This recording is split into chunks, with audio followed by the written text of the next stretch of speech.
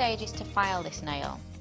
There's no right or wrong order to file in, but I do have a set sequence that I tend to stick to. I start off with my free edge. This nail's going to be square, so we're going to keep that angle nice and square.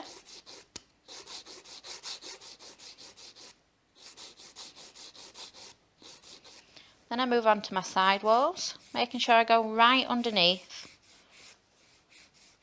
If you've pinched the nail, it shouldn't need too much filing at this point.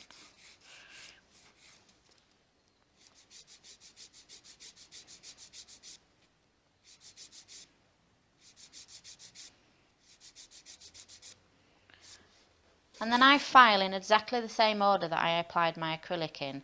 So we're going to file zone 1 first, zone 2 and then zone 3.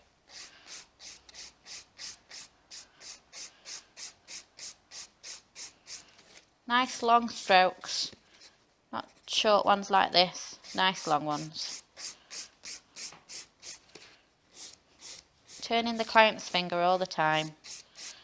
Moving on to zone 2. This is your stress point, so don't file it too flat, it does need to have a slight arch on it. And then into zone 3. Now this is where I'm very careful, because this is where the acrylic meets natural nail. So as you can see, I'm being a lot softer with the file, a lot more gentle, so that I don't cause any damage down there near the cuticle. I angle my file slightly, so that it's not flat and it's not going to touch skin.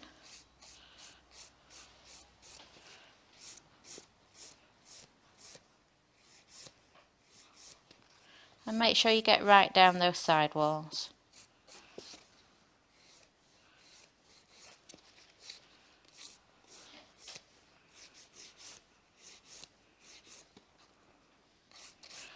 Checking the nail from the side angle to check that the arch is in place. And checking the nail down the barrel of the nail to check that the apex is nice and the thickness is nice.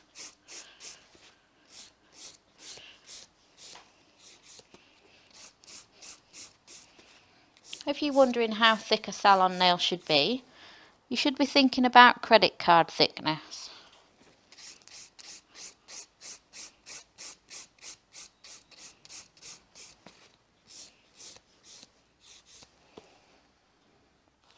Make sure if you've got any frills underneath the nail, you give them a flick out and then just file them away. Take the corners off your sharpness on your square tips. We don't want any clients going and scratching the kids when they get home.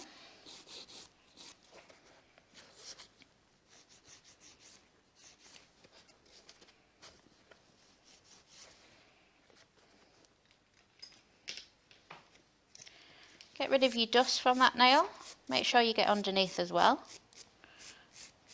And that nail's now ready for a gel top coat.